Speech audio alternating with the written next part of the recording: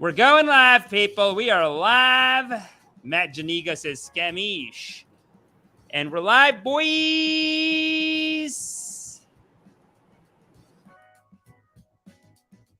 Come on in, come on in, come on in. Welcome to the service. Shuffle in, people. I like that Yakua is here. Yakua is here. Samantha Gurialia is here. Tony Detienne, Empress Lane, Matt Janiga.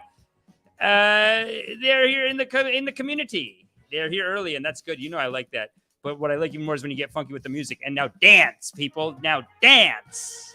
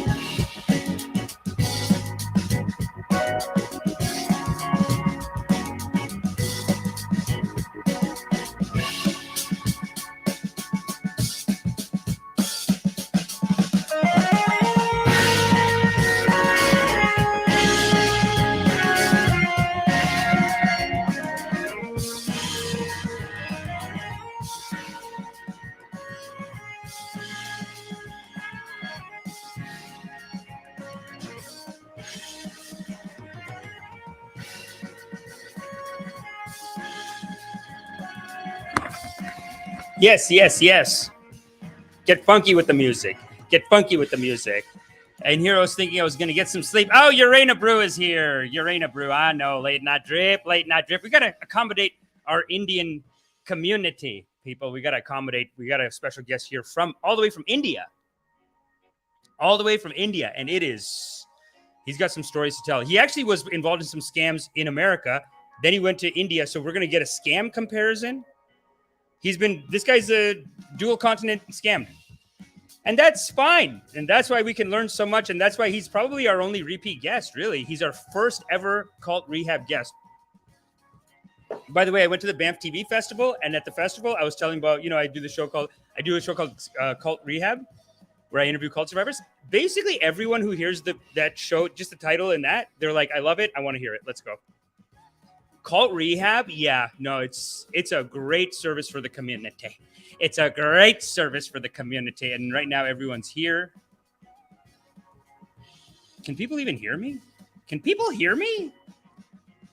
What's up, everybody? Come on in. Come on in. Welcome to the service. My most beloved congregation. We got a very special guest today. Ananda is here. Ananda. The joy. Ananda means joy. Turbo Chat is here. Turbo Chat, what's up, baby? How you doing? Edwin Flores. Empress Lane. What a name. Empress Lane? That's very nice. Come on in. Come on in, everybody. Come on in. I'm going to play another track called Flight to Tunisia. This is the first track we played was called 75 and Lower by DJ Williams. Free on YouTube. They just hook it up. You can just play this. This is Flight to Tunisia by Causmic, Causmic. Incredible music. Thank you so much.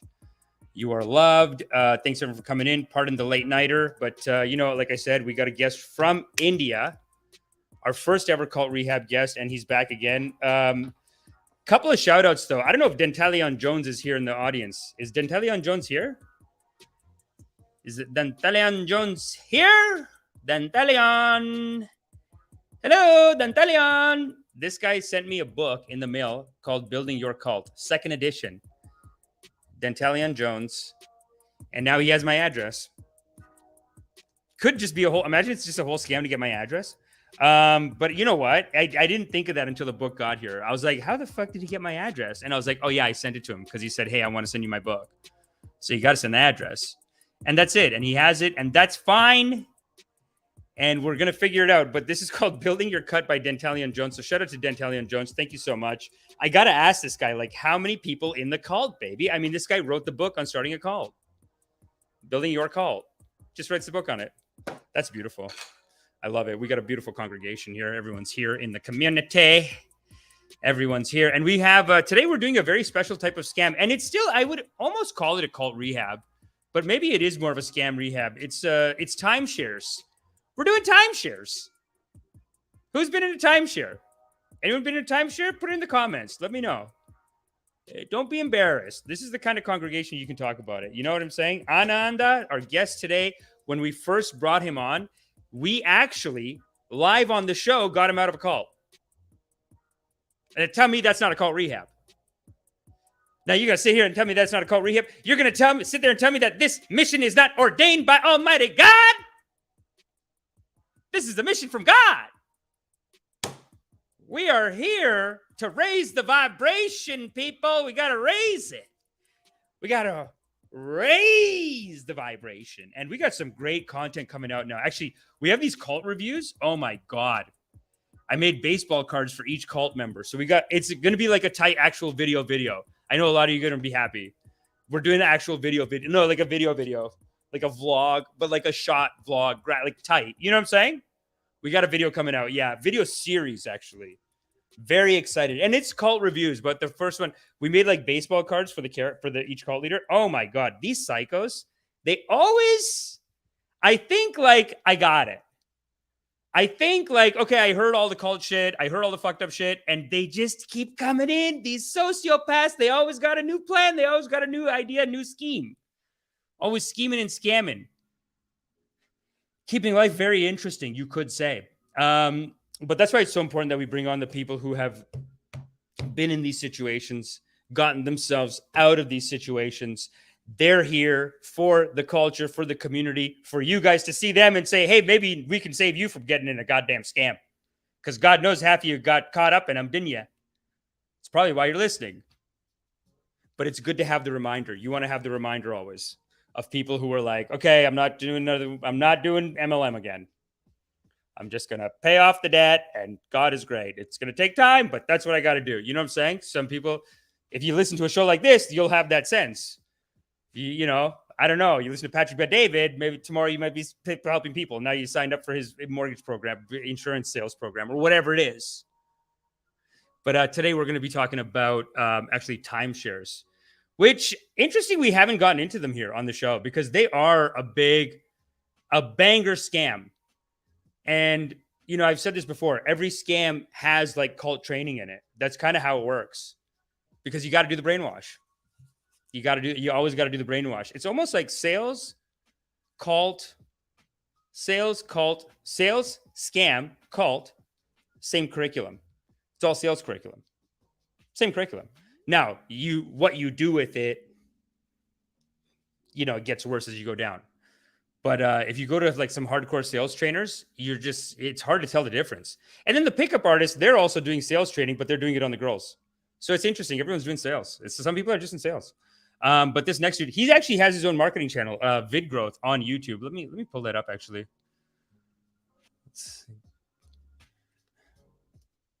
I haven't seen this guy in so long. I'm gonna go stay at his house. He's got a big ass mansion in Bombay. So we're going to do some collabs with this guy in the future. But right now, I'm going to share his channel actually real quick. Make sure you check out his channel. If you need some marketing services and you want someone who's an honest guy, not going to scam you, not going to scam and scheme you, there he is, Anand Jobanputra, and he's here for the community right now. Let's give a warm welcome to Anand. Anand, come on in, baby. What's up, dude? How you doing? What's up, Amish? What's up, guys? What's up? Glad to be back. Good to be back. Yo, good to have you back. Dude, honestly, that's what they call movie magic or TV magic, where you're like, you come on and then on the show, like if people don't remember, Anand, when he did the show the first time, he was still signed up with these people that were charging him. How much was it? 2,000 US a month? Yeah, approximately 1,500, I think. Something 1,500 like that. US a month Yeah. for essentially like a cult training class. Like it is cult training, is what it was, It's from what I can pretty tell. much, yeah. And I after I did some research, it was basically based on some training from some cult in the 70s. It's a rip off of that, which came from Scientology, I think. Yeah, no, they basically, one thing about these cult leaders is that they have no respect for like, a comedian won't take one joke from another comedian. Like they'll feel like, what is the honor? But these guys, they just steal each other's material. It's actually true in the whole spiritual game. Like in the whole spiritual community, you can just jack people's material and they just say, well, it is from God. That's it. It's Right. just like it's God's work. So the cult, and I mean, if you're a cult, you're a cult. So it's like, yeah, let's just take the program. They take it, they take out their words, put in their, like they take out like, and I commit myself to the great power of, and they just like white that out, put in their name, and that's it, right? Right. And actually, that reminded me of something that just happened. I think last week, that some people in Google were caught for being a part of a cult, and they were recruiting people inside the Whoa. company from their Nityananda? own. Yo, No, no, no. Nityananda's got people in Google, Oh, in really? Microsoft. It's called. Hiya. I think the cult is called Love Fest. Love Fucking Fest. Anand, what a gift, dude. We gotta find love. It's called Love Fest, and Just these search for idiots. just search for And Google cult or something. You'll find the latest news story. I just remembered this. oh my god, Anand, this is great. This is our karmas, dude. This is what we got to talk about. Listen, we're gonna get into timeshares in a minute. I saw some people in the audience saying that they were excited about the timeshares, but listen, if Google, I still got to do a video about the guy at Google who says that the AI is sentient. Did you hear about that? That No. also happened this week, where some guys, and he's like a Christian mystic. He's like a spiritual teacher, but he basically is at Google, and he's like, the machines are talking, and they're saying that like we have life, and we have to give them their chance or whatever. We're gonna have to review that another time. Inside the Love Fest cult that's allegedly infiltrated Google headquarters. Wow. And this is the guy. 5,800. Savvy writes books. That's 31 minutes. That's a little long. Whoa, that's it? Only 2 videos? Maybe this is filter just by date. no. Let's just get this guy, dude. 6 hours ago. This is gonna be. Google has been infiltrated by a destructive California cult led by a pedophilic leader, according to a lawsuit. Damn. Fucking good. Like he's a pedophile. Guys, you're at fucking Google. Just check the basics, man. I mean, you are smart enough to work at Google, so you do your due diligence, you do your work. There's great cult leaders in the community. Honestly, you went with a pedophile. Stupid. The Nityananda guys, they're actually gonna, and he's just some fucking guy from California. So basic. It's a California. At least get an Indian guy. Like it's No, but just, I don't think this guy was part of Google. It was just his no, followers, I guess. I think he's the cult leader. He's the cult leader, yeah. No, but what I'm saying is like you're at Google. You're on top of your shit enough to be at fucking Google. I'm not saying you can't get brainwashed by a cult, but you didn't check the fucking pedophile. The guy's a pedophile. I mean, they're alleging that he's a pedophile. Right. And Right. actually, it's very hard to get a job at Google. It's not like I've had friends who've been through rounds and rounds of interviews at Google, and like one manager after the other, and they still got rejected after like 5 rounds. Yeah, It's dude, they don't that fuck hard. around.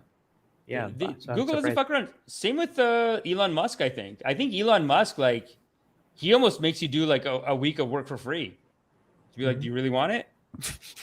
Go finish this report, and then we'll talk. Like, he's like, that's how aggressive. They're like, who wants to work here? Like, I heard that's their kind of attitude. Is like, who wants it the most? And the thing is, a lot of these MBAs, you could actually make them do that. You could be like, actually, we're working on this thing. Can you put a proposal together for it?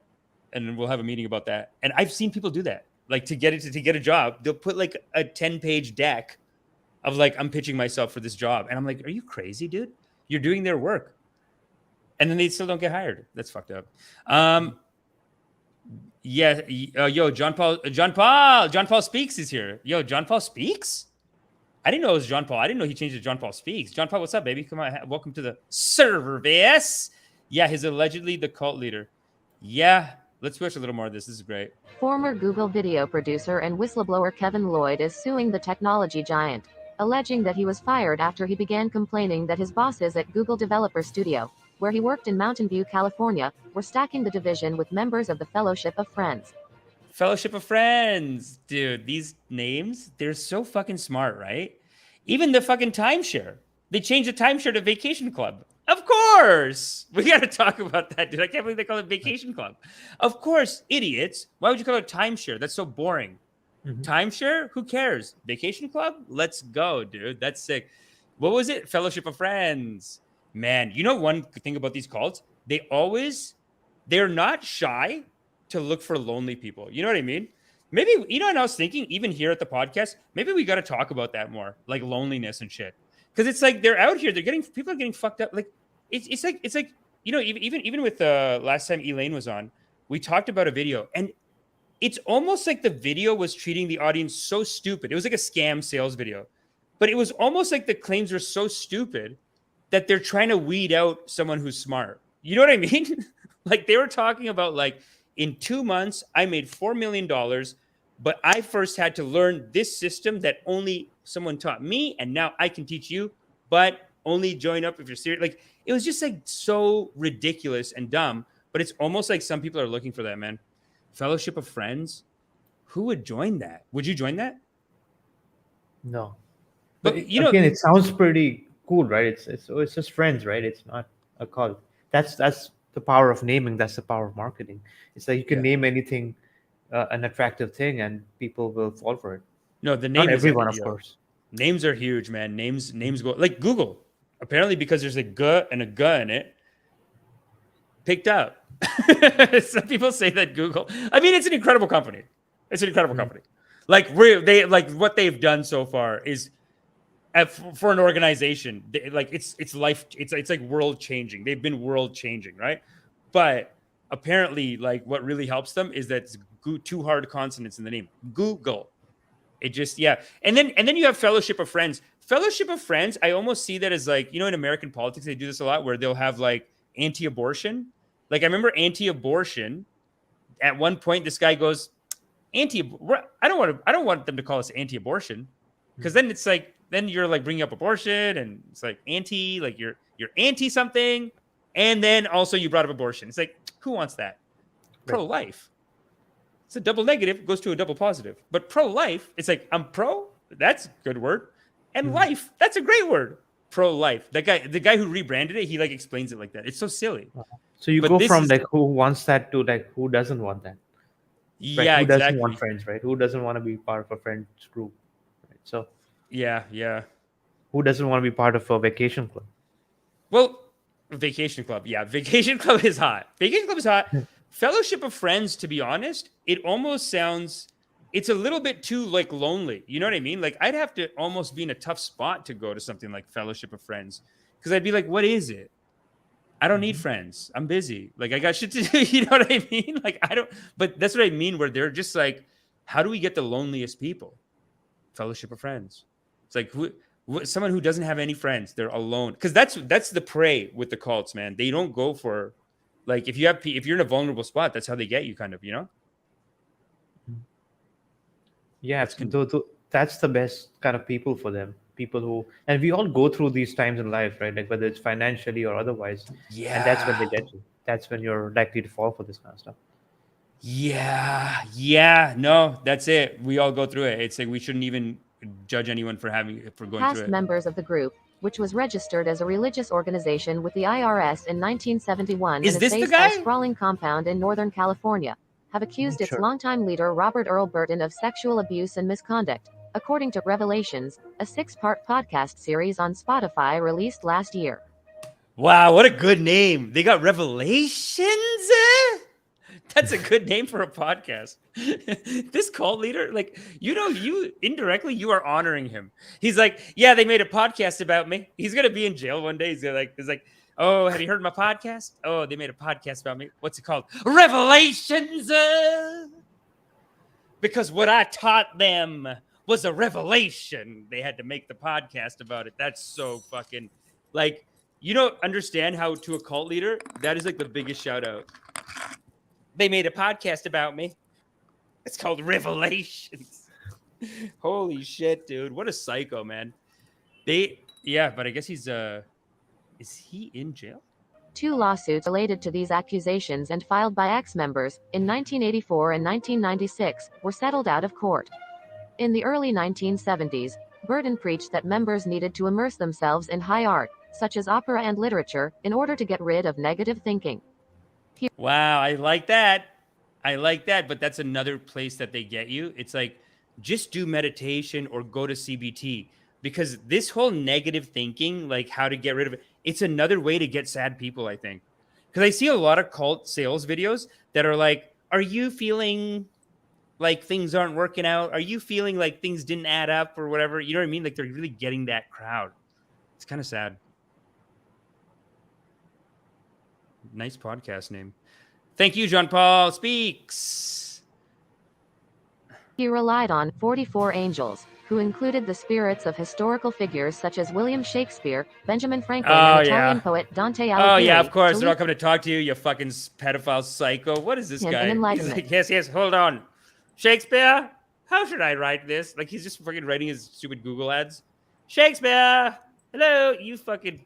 Dude, this is just like, General Patton, big American general on the battlefield. He's fighting in World War II. He's like one of the best generals. This guy would stop and just have a conversation and be like, yeah, Caesar, what do you think we should do? Attack him, take him in the flank and then do that. Yeah, I thought about that, but they got a strong flank. Oh, well then maybe. Like, and he just has a conversation. That's how he made his plans. They're like, how does this guy make his plans? He made major battle plans like that. These guys, eh? That really shows you, though, that you have to forgive them, because they really are like crazy, right? They're crazy. What do you think? Absolutely. You think this guy... They are, and the thing is, Google is probably the most powerful company in the world right now, and to think these people have infiltrated like that organization, and imagine the kind of power they have. Right? That's hot, dude. It's like when you watch all the old 70s documentaries, it's like, how do they pop off? They get Beatles. They get, like, right now we're doing a review on this guy, Ashram Bapu. Ashram Bapu, apparently, I don't know, do you know anything about him? He's like he's an Indian cult leader. I've seen him on TV, yeah. He's a big Indian Babaji, right? He's in jail with a rape charge for raping a 16-year-old. And he had these top, like, I just saw these videos of these top, like, BJP guys being like, what? He didn't even do anything. He's like, I saw the report. There's not a scratch on her. Like, there's guys from the BJP defending him and trying to get him out of jail. They're saying that the whole thing's a scam. Like, people just made up the story. Like, they faked that it was a rape, and then they faked that she was 16. But it's crazy because other people have videos of him just asking girls to some Indian newspaper went in undercover and they're like, Babaji, I feel like I'm not safe. I need asylum I need to hide from whatever. You know what I mean? And he's like, okay, yes, sleep with me. Like, it's in the video. Like, she's wearing the video camera. I haven't seen that. We have the video coming out. It's coming out like this in like a day or two. But yeah, no, busted, you know? Former members told me about these sex rituals where the leader would attempt to have sex with 100 sex rituals. Come on, dude. It's hack. This guy's hack. He's talking to people with sex rituals. How the fuck do you get Google? You got Google with sex rituals? Dude, sex rituals is the red flag that I know. I've read about cults in the past that, like, they were killing it, dude. They had everything. They had people brainwashed. They loved it, whatever. And then the guy just tries to bang one girl and the whole town goes, no, he is false. And that's it. Like, they turn on him, murder him, like skin him alive and shit like that. It's crazy, dude. How are you fall? It's crazy that you fall for that because it's the most obvious thing. You know what I'm saying? Sex rituals, of course, classic. 100 followers in a day. He called them love fests. The followers in a day. Whoa, did he bang 100 followers in a day? That's what I heard. Would attempt to have sex with 100 followers in a day. No.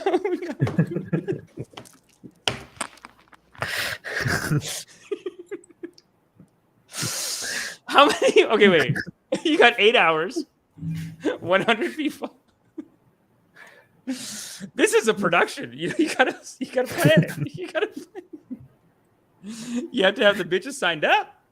You have to be at like 80, 85, and then maybe you could just run with this, start the day, and just you have to have scouts be like, go out, who's gonna fuck Babaji? He's like, Babaji's at 85, please, Babaji 85, please. Who will have sex with Babaji? Please. You see, Babaji needs you. They're just going around. Babaji will give 5 times blessings, 10 times if you are virgin. Who will come?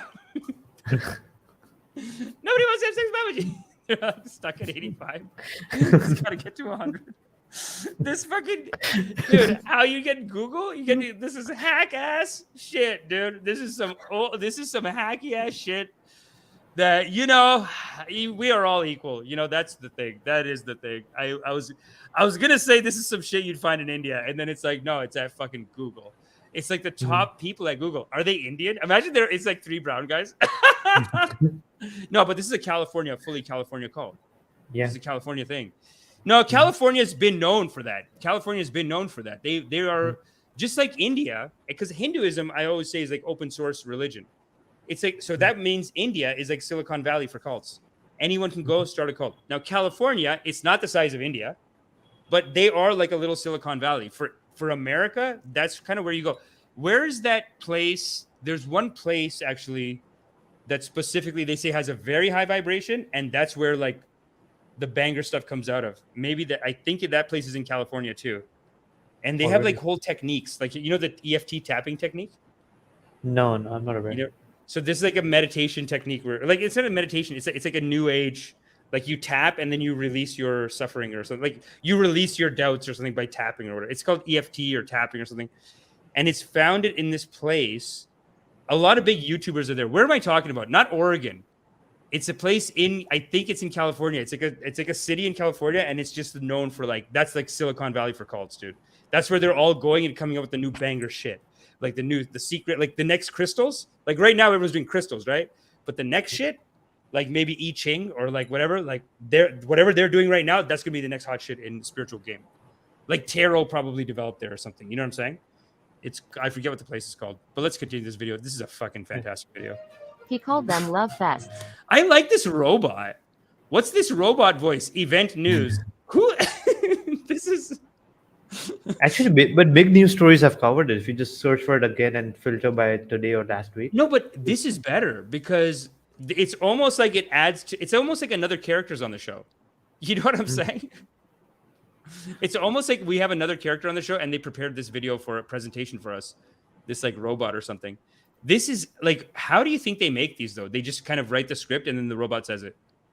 Yeah, text to speech. The podcast's investigative reporter Jennings Brown told the Post and I think last Google year. has their own version of text to speech, I think. So this could be the AI that's like getting wild in Google. Like they just made a channel. But they're not cheating. They're still at 5.99 thousand subscribers, but like that 14 views. Okay, well, listen, this is very informative and I like the visuals. There are online support groups for former Fellowship of Friends members to help them process the trauma endured during their membership, as well as problems that arise after leaving, according to Lloyd's lawsuit filed in California Superior Court. What's the website? Come on, man. You can't just say there's a website for people who are suffering from destructive. They don't say what the website is. Wow, they just put the whole thing here. Damn. Process the trauma endured during their membership, as well as problems that arise after leaving, according to Lloyd's lawsuit filed in California Superior Court in August. According to the lawsuit, Lloyd, 34, began working for the Google Developer Studio in August 2017, hired through Advanced Systems Group, a technology support services firm which he is also suing in the same filing. Wow. In his court filings, Lloyd alleges that soon after being employed, he noticed that his bosses at Google exclusively promoted members of the cult, all of whom lived in and around the group's 1,200. You know what? This is actually not that different from like Patels. Because this is exactly what the fuck Patels would do. They would just promote their cousins and shit. That's what we do. Right. Even we hire our cousins and shit in our business. Because you know what's happening is like they're all going to the meeting at night. So if they all go to the meeting at night, they're friends, they're talking. The guy's like, come on, man, give me the promotion. God is great. I want to donate more money. You got to get me the promotion. So then this new guy's not going to get it. Yeah, dude. It's like if you want to go to Hollywood, you got to go Scientology. You want to get in with Google, you got to join the Fellowship of Friends. Imagine they're like telling you. Actually, in Silicon Valley, that I heard news where I think there was a caste system going on at these big companies where I heard about if you were a manager, you know about that? I heard like the Hindu upper caste people are like, we're not going to hire some. Yeah, exactly. Like the Brahmins wouldn't hire anyone else. Fucking Brahmins, dude. Are you Brahmin? No, I'm not. No. You're business class, right? Yeah. Yeah, Actually, 100%. warrior class, Kshatriya. Ah, Not even business. Jo Putra. You are the Warriors. That's great, dude. Sedona. Newshine says it's Sedona. Is Sedona in California? Can someone tell me? Dude, this is such a fucking Sedoni. Yo, let's finish this video and then we'll get to our topics. This is a great video, though. 100-acre headquarters, known as Apollo, in Oregon House, Calif, north of Sacramento. At least 12 of the 25 employees in Lloyd's division were members of the cult, the lawsuit claims. One of Lloyd's supervisors, Peter Lubbers, is allegedly a member of the Fellowship of Friends, according to the lawsuit. On numerous occasions, Lubbers, the director of the Google development studio, hired his son to work as a DJ at Google corporate events. Oh, come Another of on. Lubbers' sons was You know, you're going to hire your son, especially right now with what's going on with Hunter Biden and Joe Biden. Dude, Hunter Biden gets these like big contracts overseas because they want to work with his dad. Warrior class, holy cow. I know, eh? John Paul speaks as this guy's warrior class? Bro. Relations podcast. Never saw you as like aggressive like that, but No charges it does explain your family stature in India. We'll talk about that. were ever brought. Burton founded the group on the principle that it was available to anyone interested in pursuing the spiritual work of awakening. He has said he considers women inferior and frowns upon childbirth. These guys are at Google? Fucking Hicks, The former man. San Francisco Bay Area schoolteacher studied the teachings of a self-help movement called the Fourth Way, founded by Greek-Armenian philosopher George Gurdjieff, who advocated methods, including sacred... Oh, dude, do you know George Gurdjieff? Nope. So he's like a comedian. He's like a comedy spiritual teacher, but he really fucked with people. I think he hit people, but he was big in like the 60s, 70s, and he had a bunch of people coming. I think they were just fucking them all or trying to fuck the girls all the time. Like they were just, it was the 70s. So they were crazy back then, but he was like a Osho era.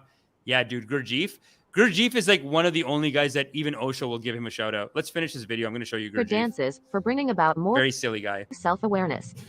How to describe a conscious teacher. He I does can what see no the one screen, else by the will way. or can do. Oh, sorry. Can you hear it though? I can hear it. Sick. That's crazy. Teaching the most unpopular of all truths. That our illusory sense of I must die, reads the bio for Burton, a white-haired guru now in his 80s, on his website, which says that Burton lives at Apollo with 500 of his followers. Other followers are spread out in more than 80 cities around the world, Come but meet on. regularly for spiritual gatherings, the website details. Burton has encouraged his followers to buy art and place it in his galleria at the group's compound.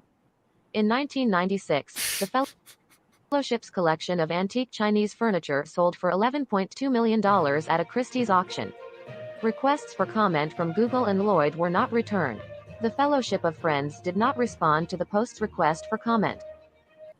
Wow. Who's Gurdjieff? This is Gurdjieff.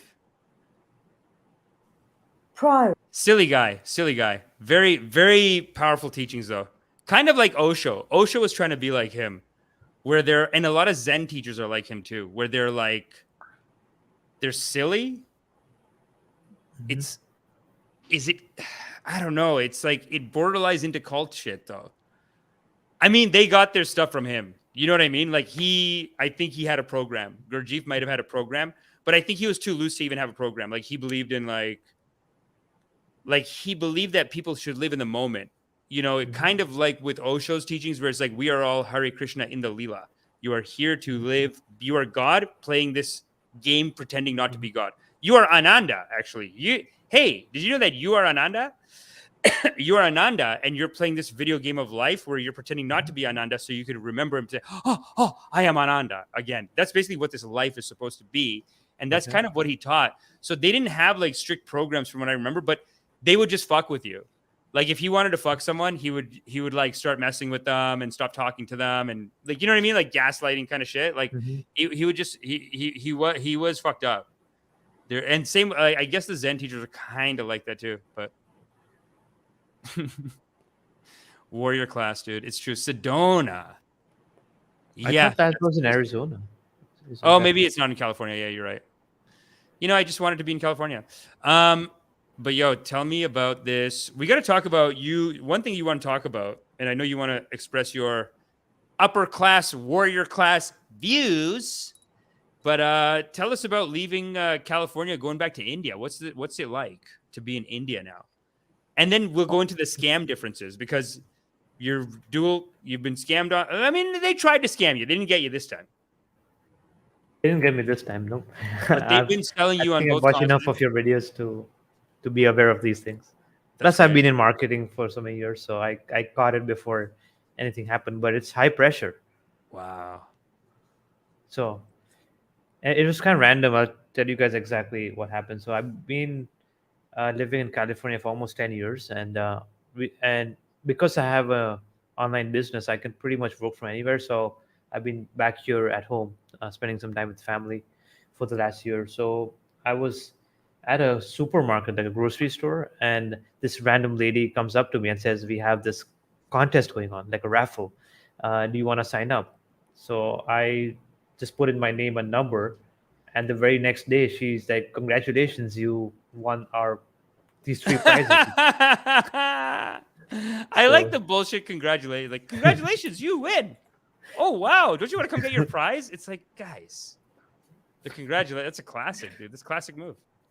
Right. So, I mean, I was already skeptical because, what are the odds, right? Out of like thousands of people, it's at this massive grocery store. Like, how come I won? And I don't know how many locations they were targeting. But funny thing is, I was at another store like a week later, and a similar lady showed up with the same company name at in a different city altogether. So they have a whole network.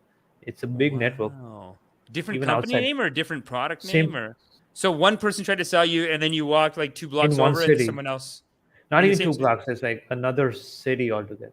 Oh, it's another city. Okay, so every city, yeah, they're gonna have their sales reps in every city. Right, and they target like big retailers, big stores that are legit stores. I don't know why they allow them to be there. Oh yeah, that's like the guy that we had from that. Remember, we had a guy on the show from. He was part of one of those ones that sold inside of like Walmart and Costco and stuff like that. Like those guys who set up a stall in there.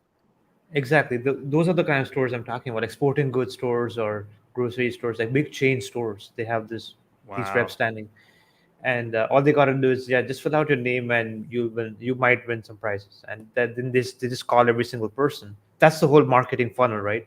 So you generate traffic by going to places that already have foot traffic, and then you just so these are not the stores that are like high-end stores or premium stores. These are like Walmart kind of stores, right? These are because those are the kind of people that they think will fall for this stuff, like.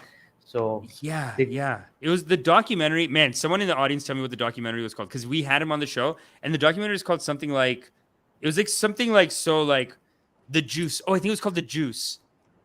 Yo, keep going. I'm gonna find it. Yeah, anyway, so the next day they called me and they were like, "You can choose from 3 prizes." I'm like, "Okay, what are they?" They're like, "Number 1 is like this vacation package in Bali or something, and it's like 5-star luxury, all that." I said, "Okay, cool." Then they were like, "Okay." I asked them, "What's the second?" So they were like, "It's a holiday package in India, like a luxury package." And then the third package is also some holiday, but something local. So, and she's like, "You can come, you can collect your prizes today, but you gotta come to our office today." I said, "Sorry, I can't come to your office today. I'm busy." Who has time, dude? In Bombay, like, wouldn't it take 2 hours to get across town? Pretty much, yeah. Office? Yeah, that's exactly. Who has time? Honestly, I would never go. Honestly, right now, the reason why nobody could scam me is I wouldn't go. I can't. Right. I'm not gonna go. Like, I don't know. I have no time. Right. It's crazy. You know what I mean? Like, I'm just writing kids' TV shows, whatever, like doing this, but like, I can't imagine taking 3 hours out of my day. I guess it's a younger person's thing. Actually, it's worse. The horror stories I've heard about this, and I'll tell you more about how they do it in the US. It might be a little bit different. But anyway, so what happened was I said, "No, sorry, I can't make it." And at first I was skeptical, but I wasn't like a complete red flag. So I'm like, I can't come today. So they were like, "No, you have to come today to our office to collect it." I said, "You just send me the details." So she's like, "No, you have to come to our office. We can't send you any details." So Come I said, okay, on. what's your company name? Because I didn't even remember the company. I still don't remember some random company, and they gave me the name, and I said, okay, and what's your address? So she was giving me her address. I said, can you text me? I can't understand what you're saying, because I was like outside. It was a noisy area, so that lady agreed to send me the address. And then after a while, I looked it up, and it seemed like this really shady location, like some random office building. And I'm like, yeah, this is scam. There's no way I'm going here.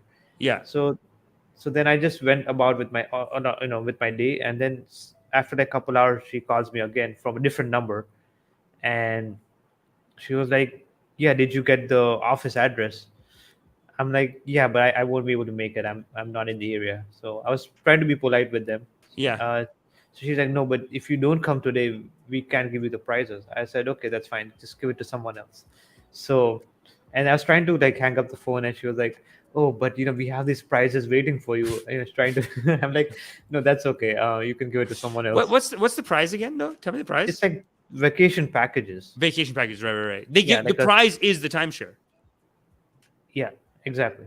And this is the timeshare or the vacation club scam. Basically, Yes. they tell you that you won something. Yeah, no, I know some people who went to these things, and they were all told like they went to another country, and Hmm. typically, yeah, what happens is like you're at the airport or whatever, or just a place where there'll be a lot of tourists, and they're like, hey, do you want to, or like they even say like, hey, you won this prize. All you have Hmm. to do is go to the seminar, and then at the end they give you your prize. But the way that the Exactly. seminar works is like you buy the thing. It's a high pressure sales Yeah, pitch. it's like this high pressure sales pitch to buy their property essentially. Right. And then how do they okay, so with yours, did they work the prize in as like part of what you're going to buy? Like what if you bought it? Then is it worth it to give you the prize? I guess so, right? Like it's like a $500 prize, but you're going to lose like $10,000. Probably, but they don't give you those details on the phone. So Jesus. they just want you to come into the office, There's like, and but then we she have your will. prize. Yeah, we have your prize ready and waiting. Your name's on it, basically. We just got you just gotta collect it. Just come on, and we'll collect. So shady. So then I was like, okay, there's no way I'm going. So I said, and then she was trying to guilt me to, oh, we have people waiting for you at the office just for you to collect your prize. And People are waiting. Don't be rude. You're being exactly. rude. And then what'd you say? So anyway, I hung up the phone. And I said, I just hung up the phone, and I was in a car. I was traveling, and then they kept calling me like from different numbers, like at least 3 or 4 times within an hour, and I had to block all of their numbers. And then even after like a few weeks, they kept calling me from different numbers, so I had to block like all of their numbers again, Wow. so that they won't call me. But yeah, that's the thing. They were like, "Oh, you were at the supermarket last month, right?" And they were like, "You won this prize." Is it like girls calling? Yeah, well, yeah. Are they trying to sound sexy or is it more auntie? No, more more aggressive. Like, More aggressive, yeah, like telling you what to do, like, okay, come down here. Well, it's very auntie to be like, you have to get your prize. They're waiting for you. yeah, They exactly. didn't go home. Their kids are waiting at school because you didn't come get the prize. Come get the prize. Have respect. And then That's she was so rude. basically questioning me, like, "Do you have any doubts about our company?" I mean, actually, I don't even know your company. The shouts. What did she say? Up. What did she? आपको हमारी company पे doubt है. Doubt hai? She's like, "Ab hamare company par doubt hai." That's so wild, dude. Where she's just like, "What? You don't trust us? Yeah, You don't trust us? You don't want to come over 2 hours to get your free prize? We just want to give you a prize." Wow, dude. Ab hamare company par doubt. doubt lag raha hai? Doubt lag raha hai? Like what? Like don't you have respect for us? Like we are a hardworking company. How could you do this to Yeah, us? That's wild, man. Yeah, it is like they pull out all the stops, and it seems to be in their training too. yeah, and they even Like, tell you like, you're gonna miss out on this vacation, and and I've heard this in the US where they even like take the spouses with them, and then they guilt you in front of the spouse, like, oh, you don't care about your spouse's so holiday they're dreams. basically like pussy. Oh, you're Yeah. scared. You don't care. You don't love your spouse. So, They so just look at the wife and they're like, yeah, do you have sex with him? yeah. Does Actually, he get you excited in bed? I can see why not. I can see why not. Can't make pretty a much. decision.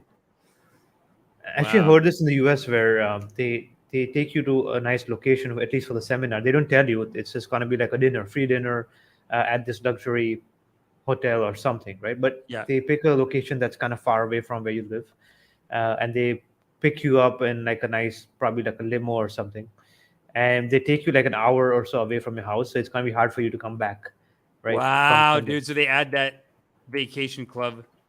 Yeah, and then they take you for dinner, and they just give you alcohol, not even like water. So you just thirsty, you just keep drinking. That's when you make the decisions. And if you refuse, then they won't have transportation, or at least any good transportation for you to get back home. You're like wasted. They're like, come on, Yeah, chicken. Come on, sign it. They're, oh my God, dude. That's the kind of aggressive people, you know? Imagine you're at one of those things and the guy's jacked like Patrick Bet David, 6'4", like just huge. You're not going to sign it? Bro, I came all the way down here. I don't want to go home empty handed. Like, they're just like pissed. right, right. Oh my God. It really is made to get like, you know, it almost seems like what cults are. It is like alphas eating off of like, so, like, I don't want to say betas, but yeah, it is like people like rounding up nicer people, but they're not betas. It's like our society's broken. This is what they teach in Loving Kindness too. Like our society is actually opposite. We are built to favor a psycho in this world that we're in. It's built to favor the psychos because they don't give a fuck and they always have the upper hand. It's kind of like how they say, it's like they say always like, why is it so good to be righteous? It's so hard because like the bad guys, they can do fucking anything. Like at the end of the day, these guys could just like hit you or something, or be like, "Yeah, well, good luck getting home." It's like Exactly. you know, like you're in the middle of nowhere and like this is like third world country. You're fucked. You're Yeah, fucked. and if you can do with sign us. up, then it's pretty hard based on what I've seen to get out of it. And it's like you have to pay like monthly fees, like maintenance fees, and all those things to keep it going. And a lot of times people's situation changes, right? Like they get divorced or they lose their job and they can't pay for it anymore. But it's really hard to get out of it. Wow. Yeah. Oh, yeah. It's hard to get out once you're in, eh? Oh my God, dude. It's like any other scam. So Mhm. Bolt is asking, how does a timeshare scammer contact you in the first place? Random phone calls. Bolt, from what I've heard, they just kind of catch you on the street. Like you're saying that they called you. Did they see you at the grocery store, or did they just call you and said, "Hey, were you at the grocery store?" No, they saw me. They saw me, and the random lady just approached me with this blank card where you just put in your name. It's like a contest. It's a giveaway. You just put your name and phone Right. number. It's the giveaway. It's the giveaways. Yeah. It's the lead Yeah. magnet. There's actually a great movie I saw because in America, there's one of the famous ones that they had here was they would just mail, they had these mailers. They would just mail this thing. And I remember being a kid and being so mad at my parents because I'm like, guys, we won $1 million. Like, because they just send you a certificate that's like, you won $1 million. Just do this, this, and this to get the prize. And the prize, it's like you're signing up for one of their things. It wasn't a timeshare. It was like, it was some kind of get rich quick though. It wasn't a timeshare. It was like some other kind of get rich quick. And they're just like, yeah, just do this, this, and this, and we'll give you your $1 million. And it's like $1 million certificate. So as a kid, I was like, God, what are we doing? And you're like, but what if it works?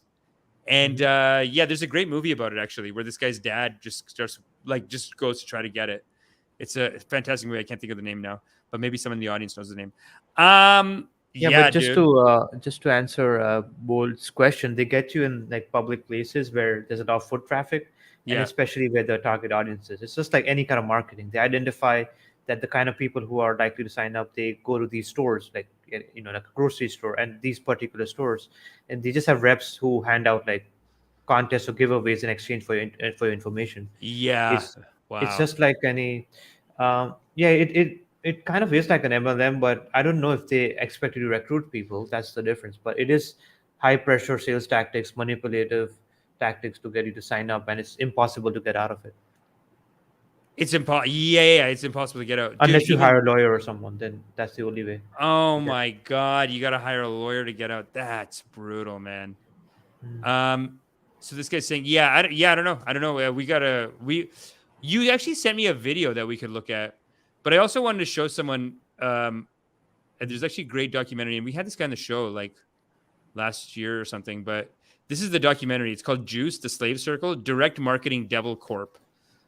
And it was basically like it was similar. Like they would just set up in these like grocery stores and like just like Walmart and stuff like that, and they'd have to sell the product. But then it was like a whole pyramid scheme. Like they were ultimately they had to sign up other people to sign up people, because that's really what you got. Like if the whole thing's like a numbers game, that's the thing, man. That's why the cult people are like, you got to be such a psycho to start that system up of like, okay, how do we do the recruitment, like the heavy recruitment system? It does just get manipulative. Like you have to like learn, like you have to fuck with people a lot. Max says, I think I know what movie you're talking about. It's a black and white movie, the one I'm thinking of, about where the guy goes to get one of those like you just won $1 million ticket scams, and he like goes to get it, and then his son has to go after him. It's called Nebraska. I think it's called Nebraska. Great movie. It's an incredible movie. Yeah, let's look at this guy. This is an interesting guy. Timeshare, when I said no. This is another guy who almost signed up. Let's see a little bit of this. I was sure I was going to buy Timeshare. At the end of that presentation, I was sure I was going to buy Timeshare. But I went to the restroom. I told the guy, I want to go to the restroom. Like, all right. I went to the restroom. I took my phone out. Soft, bro. Remember the ones you were telling me about? It was exactly the same. Yeah, it was exactly like the same. The same? What do you mean? Like the same kind of experience where they won't even let you go to the restroom, or they'll have issues with that. Yeah, the timeshare people. I've heard. I know. Actually, we had a guest on the show who actually had gone through the whole. He basically said that every time, like first they were told like, "Hey, come to this timeshare presentation and you could win whatever," right? So he goes to the presentation, and he basically said that every time he said no, he was sent. They brought in a bigger and bigger boss. So first guy, they go, he's like, "Fuck that, not interested." The guy's like trying to sell him, like, okay, like he's like, we have this prize for you, but you got to buy the timeshare because the timeshare, this and that, whatever. Half hour, 40 minutes presentation. The guy's like, not interested. Next guy comes in, does an hour and a half. The guy's like, not interested. Next guy comes in, not interested. Just like goes higher level. And then the last guy like tricked him or something. Like the last guy basically says, okay, sir, I'll give you your prize. It was like prize money. And the guy's like, I'll give you your prize. It's I think he said like it was like a Visa card, but then he goes to the place and it was like the card was like a gift card for a store called Visa. It was like something like the store's called Visa cards. So it's like, oh, I give you a Visa card. It's a card for the Visa store. The store is called the Visa store, and you got the Visa card for that store, and that's what he got. And it was like useless. It's garbage. But anyway, let's see a little more of this guy. I'm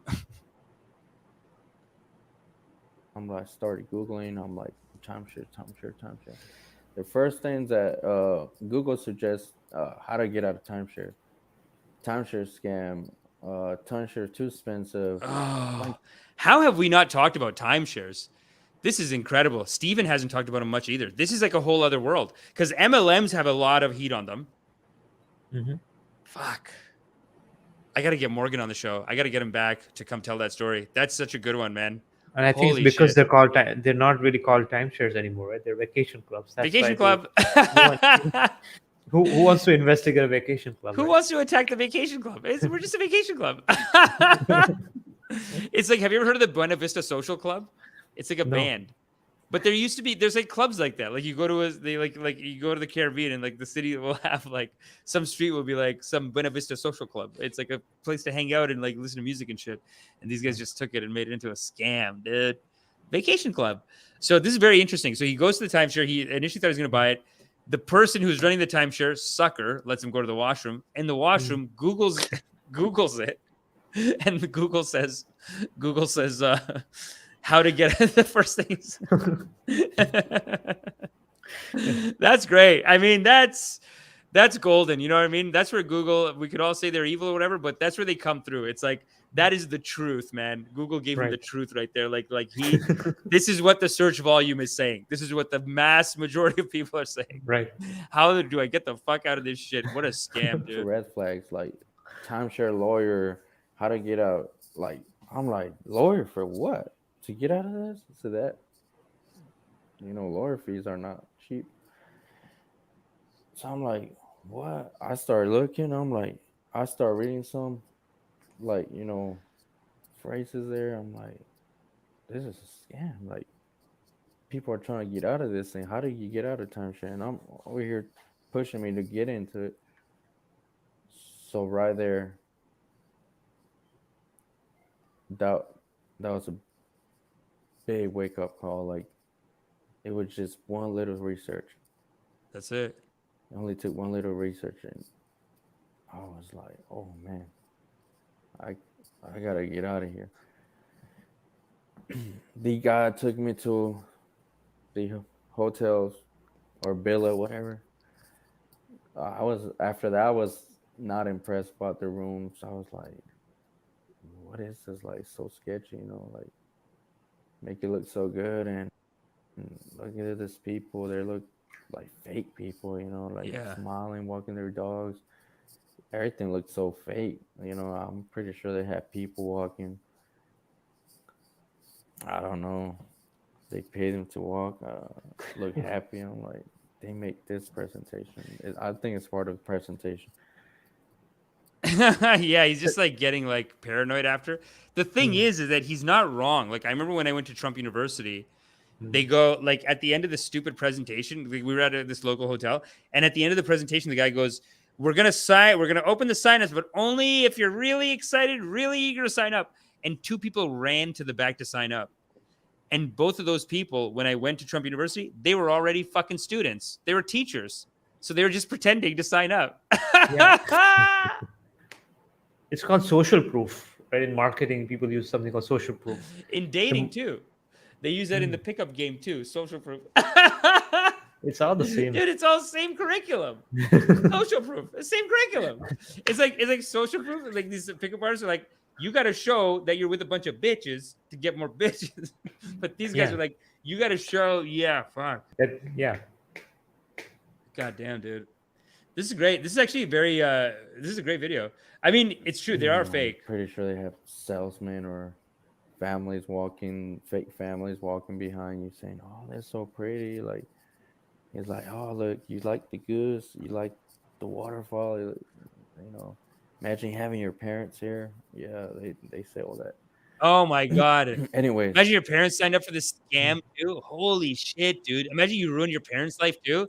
Yeah, that's what the fuck. That's so fucked, dude. Actually, the These are- worst thing I've heard is that with these scams, even your heirs, like the people after you, would be liable to pay for these. Yeah. Oh my God, your heirs? Yeah, What just, the just fuck Google kind it. of what kind of stupid contract is that, dude? That's like Just some Google hick it. shit. They They can could make go your after you. kids.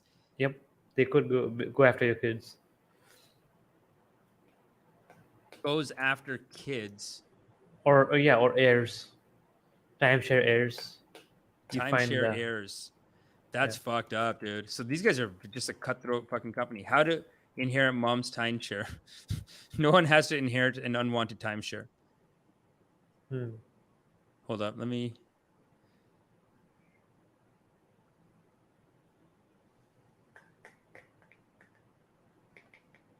Timeshare heirs. National Post, Liz Weston. How not to inherit mom's timeshare, National Post. Since timeshare contracts typically include in perpetuity clauses, owners can be on the hook for these fees for life, and the obligation to pay passes on to anyone who inherits the contracts at the owner's death. Oh yeah, okay. Well, I mean, if you inherit, it's like inheriting any property of your parents, isn't it? Mhm. I hate to come out on the side of the timeshare on this. I hate to come out on the side of the timeshare, but this almost sounds like, because they're treating you like you bought a piece of property, but you didn't. Exactly. That's the thing. It's like a mortgage. Yep, that you have to pay. It's a mortgage, yeah, or even the taxes on the house. Dude, I couldn't believe it when I Fees, went to Trump, maintenance fees. maintenance fees, everything. Like, Yep. when I went to Trump University, Mhm. they were like, they basically taught that like, how do you make money in real estate? You find distressed owners, so like distressed sellers. That's like the first sales thing in all these stupid real estate classes. They all teach you this, like find distressed sellers and go and get their property and like step on their necks. Like they're a little fucked. But one of the ways that he said they're fucked. So he's saying like someone got a divorce, take their fucking money. They're soft. They want to get rid of it. They're in a rush. They're in an emotional situation. They got to get rid of it. Take the property. Just go in, make a cutthroat deal, make an undercutting deal, screw their agents. So take the agent's fee, go undercut the market and say, I can have it out of your hands, and then sweeten the deal with financing. So he's like, with the right financing deal too, you can just make it easy for them. They're in a tough situation. They don't know what to do. They're emotional. They're fucked up. You're just like, hey, I'm taking the real estate from you. Like, so there's that. There's parents dying. But yeah, there's parents dying. See, they said another distressed property owner is like an inheritance. So the parents die, the kid gets the property and can't afford it or something. So then you can take it off there. You can be like, hey, kid, you don't know what you're doing? Parents died, you soft? Let me step on your fucking neck, you little shit, and take this real estate from you. And you can buy it off them. But I always thought, like, how could you be in a position where you're inheriting real estate and I guess your finances are just so bad that you're like, I can't afford this house and there's no way I'll be able to pay for the house. Like, where's your family? There's got to be some other family be like, hey, man, like, I can just go into the bank and play with the finances and give you $20,000 later, but like, just help me out. Like, what the fuck is this? You know what I mean? But how many people have that kind of money? That's the question, right? Most people are living paycheck to paycheck. Like, they lose a job, how many months can they survive on their own? I think that's one thing in India is at least you have family you can just live there. And, that real estate issue is something that a brown person will never have to face. Like, oh my God, I inherited my parents' real estate. I'm fucked. I've never heard of brown. Like, it's not going to happen. Actually, I heard, typically the kind of people that fall for MLMs and these kind of scams are immigrants. Like, that's true. I've talked to so many companies and, like I've almost like became part of one as well because it was so convincing. That's right. But we both almost started making ads for that one guy, remember? Yes, that's right. The insurance guy, yeah. So yeah, that's so silly. But literally all of his people who joined those things, like I would say over 90% are all immigrants, Indian people, other Asian people in general, because those are the people that they target because the difference in the positioning is for them, it's like an opportunity. It's like an opportunity to get out of poverty or make it in America. Yeah. So everyone has certain emotional triggers or dreams. Now, those same people will not fall for timeshare. So if you look at the timeshare, people who fall for it are not the immigrants. No, it's not the Indian people. No. Because they're probably smart enough to get out of it, but also that's not what they aspire to. Because that's more of a luxury product. Timeshare is a luxury good. Yeah. Timeshare is going after Americans, I think. Yeah, so the kind of people that fall for this are, people who are not immigrants. They're probably like born and raised in America, and they're probably making decent money. Wow. But then they have different dreams and aspirations. That's how they get. So different emotional triggers, but it's the same tactics. If you can just identify what triggers someone emotionally, you got them. A different scam for every community. It's like the leggings shit. So it's almost like how skinny tea girls, like 6-pack abs. Well, no, girls will do that too. But like a lot of like bulking up programs, that's only going to be guys getting jacked. Right. But a lot of get rich quick schemes, I feel like are more guys. Whereas with women, you can't just have a get rich quick scheme. It's got to be a get rich quick at home raising your kids scheme. Yeah. So that's where the MLM, that's where they get the women. Because the women have that dream in the back of their head that like, and then like, I want to have kids. So I'll just get rich at home. Then I can have the kid, no problem. And I'll sell these panties in this panties MLM or whatever. Not panties. It was like the leggings. Leggings was a big one. Lula. So I'll tell you, you can sell the exact same product to two different types of people by just changing the words up. For example, if I sell like a protein powder, right? Protein supplement. Yeah. If I want to sell the same supplement to someone who wants to, like a male audience, I'm going to say, bulk up fast or lean, build muscle, get stronger, all those things. If I want to sell the same protein to a women's audience, I would say, get toned, get lean, get toned. Slim down. You got to go with the toned. And then you got to tell them that bigger muscles burn more fat. Right. Or you got to tell them you're not going to get big muscles. It's just lean tissue. Like, whatever. It's the same stuff. So it's the same protein supplement, but it's marketed differently. Same thing with like, you're talking about like these courses and get rich quick schemes. If I was to sell to a male audience, primarily, I would say, something like destroy your competition and conquer the world and hustle. And if I sell the same look like they're going to get laid too a little bit. They'll do a touch of that. They'll do a touch of like, and you're going to get pussy. Yeah. And you're going to get that. And then you have your pick or whatever. They kind of imply it, I feel like, in a lot of the scam languaging. Whereas for women, they almost sell it as like, yeah, get rich while hanging out at home with your kids. Plus, what do they aspire to? Like, if you go back to this book, the story brand book, which I have right here. Yeah, that's so funny. Like, how could our society not be broken? We're literally selling men like the Dan Bilzerian life, and then we're selling women like you'll be married with a kid. Like it's like they always show like on their MLMs, it's like a wife and a husband who's But just not like always. There's this, this, I think, empowerment and all these words are buzzwords in there. Financial freedom is a big buzzword. You Yeah. don't need to rely on anyone. Empowerment, because these are things that they aspire to, right? That's what even if you read this book, How to Build a Story Brand, it's like right. you the character or the hero of the story. What's their goals, right? Like what would make them a hero that they aspire to? So as a hero, as a man, you have Wow. these you're here right now, but this is where you want to be, right? This is the hero version of I gotta yourself. watch that again because I need to do more marketing work for my meditation show and for the podcast.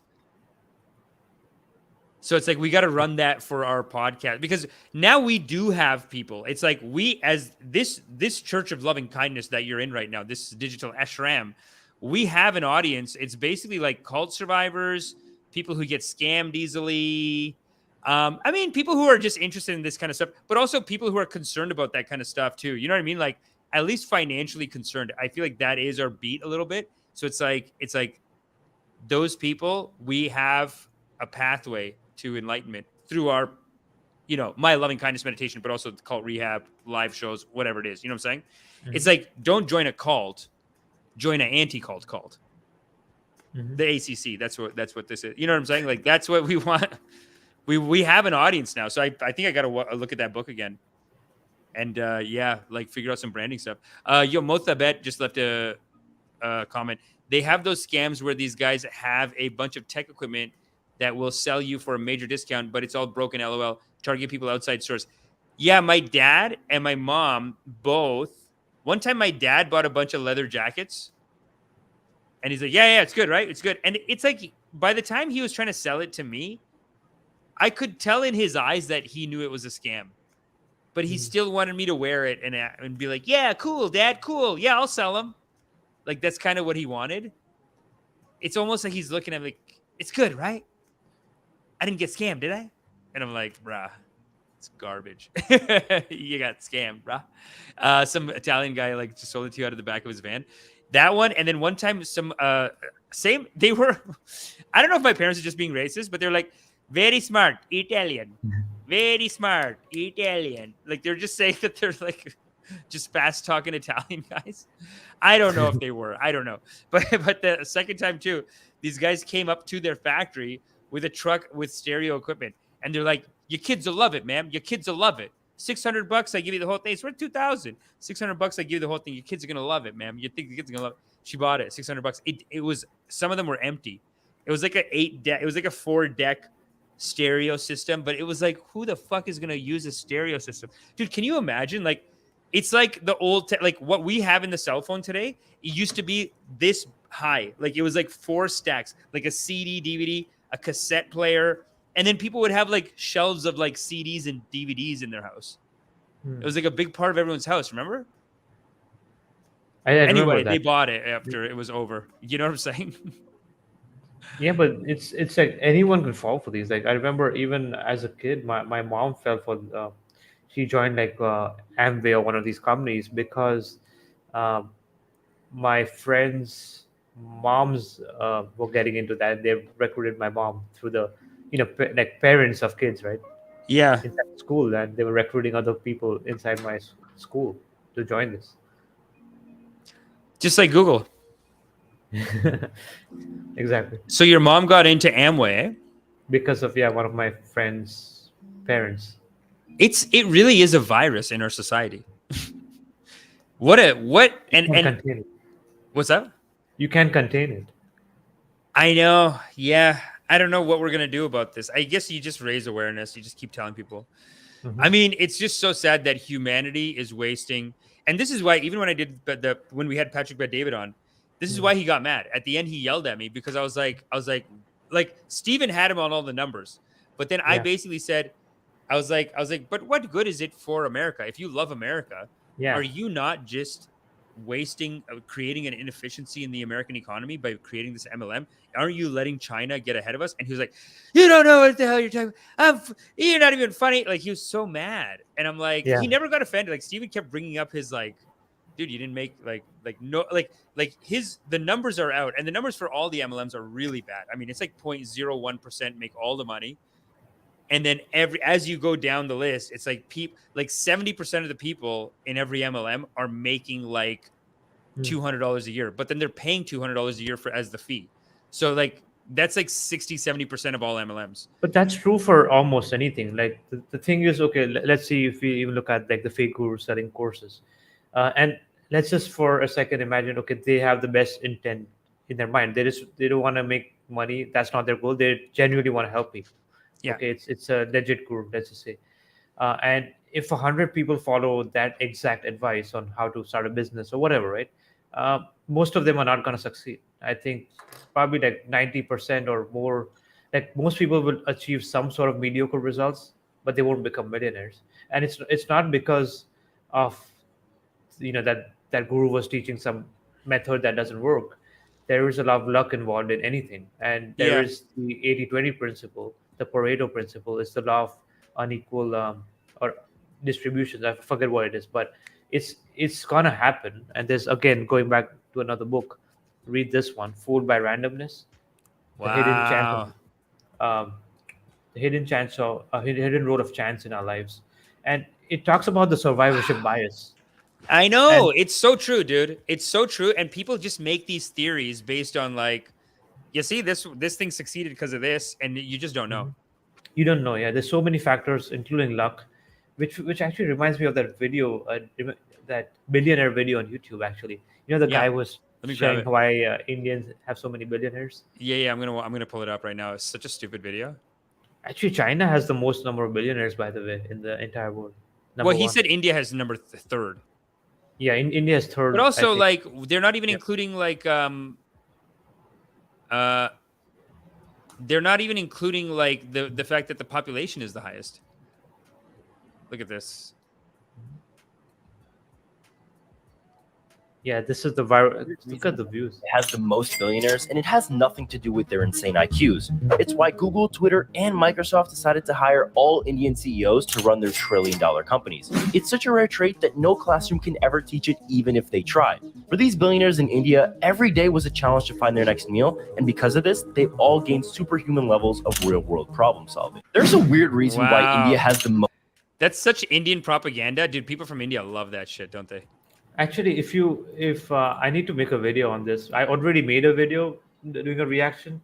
It's such a dumb theory, by the way. It's so stupid, but it's the kind of theory that people need to be like, yes, we were number one. We work at number one. First of all, this video is like entirely false. So you can dispute all the points. First of all, India doesn't have the most number of billionaires. Well, did he say the third most or the most? I think he said most. There's a weird reason why. Yeah, it says the most. Makes the most billionaires. Exposed. And he's been exposed. He exposed it. What a stupid video. I hate, like, this is like a typical hustle culture video where you just make something like this. And then, they would almost look at people like us right now and be like, why are you being negative, bro? Okay, fine. The most number of billionaires or the fourth most number of billionaires. First of all, there's like a billion people there's like so many people in India. Yeah, more than a billion. More than a billion. And there's, so you're saying the highest number of billionaires is in China. It's not in India. And then what's after that is not even close. It's not even close. No, so I mean, India's not even making billionaires. Like it is, but not even close to China's numbers. Just Google this countries with the most billionaires. Such a stupid video. United States, China, India's number 3. There are 10 countries with the highest number of billionaires. So you can dispute all the points, though. So first of all, he says India has the most billionaires, which is not true. Second, well, it's third according to this one. But you're saying it's not even close to third? No, I'm saying it's not even close to China in terms of the numbers. It's okay. So not only is it not even close to China, but the fact that USA has 300 million people and they have 724, like, you think about the disparity here. Like, you guys, China is even way below. Like, it's way below China, but then percentage-wise, which is really how you should measure things like this. It should be. Also, it has to do with the exchange rates and currencies as well. So there's a lot of factors. There's Like, that too. yeah, Yeah. are we talking about dollars? Then yeah, I mean, but okay, so what he was saying was okay. So that he was saying that all these trillion-dollar tech companies, like how many trillion-dollar tech companies are there? I think probably Amazon, Apple, Tesla. None of them have Indian CEOs. So the examples that he gave are not even No, trillion no, dollar. those CEOs are not making $1 billion. Like, I don't No. think Sundar Pichai is going to be a billionaire. Like, I think he's going to actually, because he's at Google. Like, maybe if he started his own business, but Equity. because No, he's the I CEO think of if he gets Google, enough equity, he might. But what? But Sundar Pichai, he's making $300,000 a year, no. He's half a the million, highest paid CEO. More. He's making billion. not a billion, but a lot of. I'm gonna Google it. Sundar Google it, because I feel salary. like those guys are making. And then the guy from Twitter, come on, that idiot. Okay, Sundar Pichai and like Google's a high level company. I mean, they let a bunch of Yeah. cultists in, but whatever. So that's at one level. Twitter's like, what the fuck is Twitter? It's not like Google. Like, it's nothing near Google as far No. as its value to society, or as far as like as a company. It doesn't have those kind of numbers. How is that guy making any kind of what's that guy's number? Let's see both of those. Can you give me both of those? Yeah, so I just searched for Sundar Pichai, and it says he made over 1 billion every year between 2015 and 2020. Okay, fine, fair enough. Yeah, fair enough. And he deserves it, man. He's killing it, dude. To be at Google, it's like a big deal. Yeah, so that's one example. But so the point he was making was because these people come from nothing, that's why they have that hustle in them. Sundar Pichai is probably, I don't think he's probably a rich kid, right? No, I don't think he's rich, but he's not someone who like grew up homeless or anything. He has a good education, Yeah. and so all of these guys. So he's trying to make it seem, and plus, No, just but because dude, someone, what's Sundar Pichai's caste? He's got to be either Brahmin or Kshatriya. Like, I know how you're thinking. You're thinking like he's middle class, like me and you are middle class. But me and you are in India upper class. Like, I'm a Yeah. Patel. They told me I'm number one. And then you're a Kshatriya. That's warrior class. Pichai Yeah. guaranteed is warrior class or Brahmin, and that's it, dude. And that's top two castes. The poor people are fucked, dude. How this guy's making it sound like in his video that Slumdog Millionaire, like some guy from a Slumdog is going to come out and become a millionaire. It's not happening yeah, in India. I mean, there's like one-off stories, but statistically, it's not happening. yeah. Again, one of stories exactly. So why is your bias, right? Just because one person made It's it, so stupid. there's like people who are in the exact same situation as him, but that never made it, not even close. So It's crazy how people glorify India like that. They're like, they're smart. They're very smart. It's like, dude, they only let out smart people. That's what it is, man. Honestly, like, they are only letting out, like, if you can figure it out and you're part of the upper caste, then you get to come here. Everyone else is over there. But you look at all these conservatives in America and like people who are into hustle culture, and they look at Indians as like, look at them. They're all hardworking and they're getting ahead. Even there's a lot of people who even say in the black community and outside and Indian community that'll say like, black people are lazy. Like, they'll be like, black people are lazy and Indian people work so hard. It's not late. It's like if you look at the full range of the caste system and the full range of like what people went, like, actually, I pull think- pull up that chart, the Which caste one? system chart, the caste system chart. I think it'd be easier for people to follow. the caste system, Chart or pyramid. It's literally a pyramid, actually. it is like a pyramid, right? And I do Yeah. feel like with the caste system and then with slavery in America, it's like, see, like if you look at this caste chart, Yeah. in India right now, like sure the caste system is abolished, but basically the people who are poor are still poor, the people who are rich are still rich, and they talk about the poor people the same way as in America. If you look at people who have suffered from slavery versus people who have like are in the upper class always looks at the lower class like, oh, you guys are lazy, you guys are doing this, you guys are doing that, whatever. It's like, I mean, they're not like the Dalits, the street cleaners, menial tasks, like these bottom two things, manual laborers, like these are the biggest like chunks of the population. Right. And And actually, for the longest time, that's the one difference between India and America, that there was no mobility. You can't just change your caste. And the caste system was just meant to be a way to classify people by a profession. But then it became a thing where you can't get out of it. That's your identity. well, in the and so there's Mahabharata, no- they didn't let the guy out. I mean, they were like, you could get out, but we're not going to let you out. It's so weird. It's like they acted like he could, but then they still didn't let him out. Right. In like all the Hindu epics, like some Hindus like try to pass it off like, oh no, it's just like it's nice and it's not like that. But if you look at the books, it's like, yeah, people aren't allowed to change. It's almost like there's some philosophers inside of Hinduism that are like, we don't believe in this and it's wrong. But it's not like the society at large just lets you change caste. Like there's a lot of things in place that keep people in the same thing, you know? It's And a I find cultural that thing. videos like that don't really take that into account. They don't want to hear that stuff. Like it's almost just too complicated. Yeah, but I think things are changing, as the country is developing and education, Yeah. people are getting educated and there's opportunities. It is improving, and it's not so much of a stigma anymore that, oh, this person is an untouchable or whatever that is, right? Which used to be there. It used to be a big stigma. Like you can't just mix with people like that. Yeah, you're not allowed to. It used to be a much bigger stigma, and now well, I can imagine that a lot of the boys in India are just going to start marrying like poor women, right? I don't know. That's not happening yet, eh? Because you think that would just start happening. Because right now, India has like a big demographic issue where there's too many guys, not enough girls. Big incel problem. China too. Supply and demand. Yeah, supply and Yeah. demand. So But this they could be caused the it. way. What's up? The people are the ones that caused this, right? Because they don't want a gold child in the family. So the people caused this shortage, if you want to call it that. Yeah, a shortage of girls. And now I can see the upper caste being like, let's start pulling girls out. Let's just take the girls. I wonder if I don't know, but or maybe they're just not getting married. I don't know. But then if they do that, then the lower caste people are going to be fucked. So it's interesting. Dude, India, it's such a weird time right now. Like everyone, it seems like just so many like more bad things can't happen. But you sent me this before we started the show. Sri Lanka's bankrupt. Oh my God, dude. They're going to shut down schools, government offices. And is this because of the fuel crisis? I think it's because of the debt the country has. Oh my God. What are they going to do? Sri Lanka has announced a 2-week shutdown of government offices and schools as public transport ground almost entirely to a halt due to a lack of foreign exchange to pay for imported petrol and diesel. Colombo's Ministry for Public Administration has ordered all departments to maintain only skeletal services from the 20th of June onwards. Oh, oh God, it's so sad, dude. What are they gonna do? Are they just gonna get bought by China now? Its worst economic crisis since independence in 1948.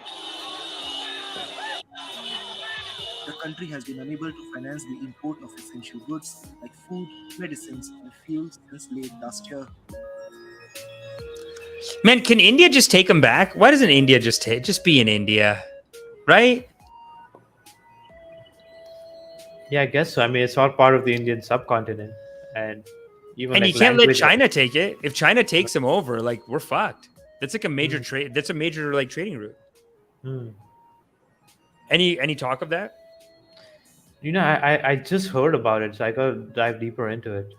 Right. If anyone here knows about it, maybe we can bring them on. Yeah, tell us.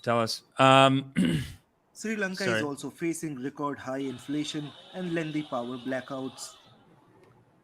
The current crisis has contributed to months of protests, sometimes violent, calling on President Gotabaya Rajapaksa to step down. Authorities had declared last Friday a holiday, also in a bid to conserve fuel. Despite that move, long queues were seen outside pumping stations last week, with many motorists saying they had waited for days to top up their tanks. Is this because of like war in Ukraine? You think like it's just is that like disrupting world like fuel and like trade maybe, and then it's just messing these guys up? I wonder. I've heard that though. I've heard that Ukraine is causing a lot of those kind of issues. You know, like just like the blockades with the Russia and stuff like that. I gotta look into it. Honestly, I just saw it in the news, but I don't know exactly The what Education Ministry said it's probably because of the amount of debt they have. all schools have been asked Sri to Lanka. remain closed for 2 weeks. Schools will ensure online teaching if students and teachers have access to electricity. Oh my God. The shutdown order came on June 17th. Sri Lanka defaulted on its $51 billion external debt in April and is in talks with the IMF for a bailout. People were like, why didn't Elon A Musk TOI just online buy report. Sri Lanka instead of Twitter? Yeah, right. Like then you have a whole country, and then you can. I mean, maybe if they had the minerals, they got to have the minerals, or else Sri Lanka. Elon, I don't even think he wants to buy Twitter anymore. He's like lost interest. Like in the end, he's buying it, but he's like, fuck, I guess I gotta I, buy I it. think Elon really exposed Twitter though, like because they were not even sharing with him the exact details about how they serve content and whatnot. Like this is somebody who wants to buy the company. You can't even share it with him. Yeah, no, he's buying the company. You got to hand over the numbers, dude. That's it. Right. Like, Right. yeah, no, I wonder, but I think he's officially going to buy it. Like the Twitter board, like they voted for him, and he's in. He's got it. Hmm. Yeah. Tell us about this California versus India, and then I'm going to get out of here. Oh, how much time do we have? I don't know, like 10, 15 minutes. Okay. So yeah, so I mean, You yeah, moved out of living, California to India, back to India, in Bombay yeah, too. yeah. I grew up here, but I lived in California for 10 years, and it's getting pretty bad over there in terms of if you go on YouTube and search for like the amount of people leaving California. Of course, people are also Okay. moving in. Yeah. It's but net if you see it's not surprising. I mean, yeah, sure, we can blame politics, politician, all that, but even if we don't want to get into any of that, it's basic economics, right? Like it's the cost of living is extremely high, and in exchange for that, you're not getting anything in return, right? Look at the kind of houses, like you get barely anything, like a small house to live in. The cost of fuel, plus the Wow. highest taxes in the country, the highest income tax, the highest sales tax, everything, Yeah. right? So you're getting taxed, and the What cost is of their living is high. what is their gas at $6 or $8 now? I heard it's like high, dude. Yeah, They're I think so Elon Musk just tweeted like he was like it was a picture someone took at 7-Eleven, the 7-Eleven gas station, and the fuel price was also 7-Eleven. So that was the funny picture. Elon Musk is like buy electric. Dude, apparently it's a shortage. And Mm. my friend's saying that you can buy and sell the Tesla cars for a profit. It's Mm. insane. Are you kidding me, dude? You can buy and sell. He's flipping Teslas as like a side business. It's not crazy. It sounds like every couple of months he just switches the Tesla and makes like a couple of $1,000. That's it, because he There's buys the one and then he always gets like some better, or he pre-orders. I think yeah, for pre-ordering you can make money on it. Because you yeah. pre-order it, by the time it's ready, you can always sell yours for like a little more. Then you take that one, start driving it, pre-order the next one. But then they cut people off, he said. So I think this is his last opportunity. Right. They're like, So you're I not allowed to. actually had a Tesla, and I had it for less than a year actually, Oh and I my bought it God. right from the factory. So Oh my God. there's a Tell the factory in people. Fre- yeah. You were like, I remember you told us that you sold it to pay for the cult costs. Yeah. So what happened was I bought this Tesla while I was working my job, so I had a stable income coming in, Right. and I was just using like a regular Honda for many years. So I thought, okay, I'll get a Tesla electric. Plus, the government has some kind of credits programs, like you can save on taxes if you buy one. So I ordered it right from the factory in Fremont. I picked it up, but then I was paying a lot of money on that. Like I think it was like $1,300 a month as Wow. payment, and I was also paying that card 1,500. So it was kind of like um, The the cult. payments were piling up. Yeah. So, Yeah. anyways, so I just put out an ad on Craigslist one day, and this couple flew in from Arizona to buy the Tesla, and they just wanted it bad because it's probably it wasn't that readily available there because I live very close to the factory, right? So there's like plenty of Teslas everywhere. So Yeah. for them, and who knows if they wanted to resell it or whatnot, but they literally like they just flew in from Arizona in the morning. They saw the car and they drove back. That's all. Wow. I can't believe They people are hating on Elon Musk. Like the guy fucking killed it, man. and they even paid cash for the car. Yeah, exactly. They paid me full cash on the spot. Wow, dude. Jay Gabru is saying close to $8 in LA. God damn. Jay Gabru says China is already doing that in countries in Africa, so I wouldn't be surprised if they help Sri banks financially. Honestly, I think China already owns a port in Sri Lanka. So I think this is maybe the time that India has to be like, okay, we're going to bail you out and we're going to have a port here now. so sad. But I guess that's what it is. It's like it's a small country. Like the other, like, why is it a separate country? Just be India. No, that's so sad, Yeah, dude. it's part of the same subcontinent, but I don't know. We're all brown, but they are like a separate civilization, maybe because there's like a big Hindu epic about the Hindus. I feel like taking over Sri Lanka. I feel like that's what the Ramayana is about, and we see it as the like demon king used to live there, right? Yeah, we Ravan see it was as like, oh, we went down and attacked this demon king. Yeah. But I think they see it as like, no, that was our fucking king, and you just conquered us, you assholes. Like, I think that's what actually happened.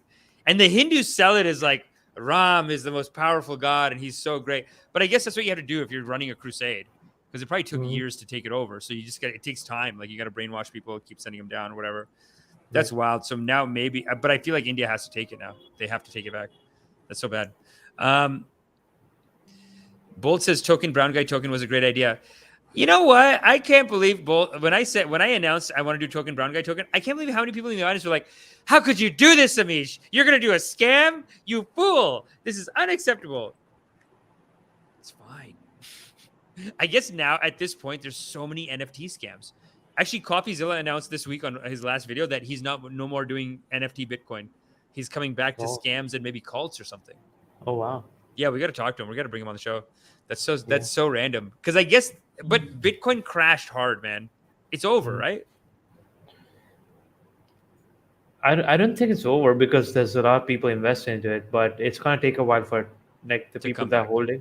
Just like a giant crash. That's wild. It's a crash. So then, sorry, going back to the California versus India thing. So you're saying better India. You're having a great time. It gets to a point where is it worth paying for it? Sure, California has like amazing weather, a lot of natural beauty, opportunities, job opportunities, business opportunities, all that. But where do you draw the line, right? At what point?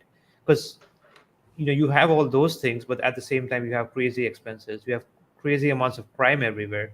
And not only that, like people are getting away with like things like petty theft and car break-ins. Like no one catches anyone. And I've seen this with my own eyes. Even outside my house. In California, you're talking about?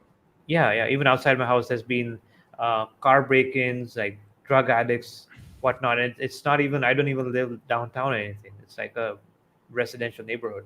But it's getting so bad that no one does anything about it. It's actually pathetic. Like, honestly, the liberals look stupid right now. They're just all fighting over social justice bullshit, and they're just asleep at the wheel, fucking it up. New York, LA, bankrupt. The president's fucked.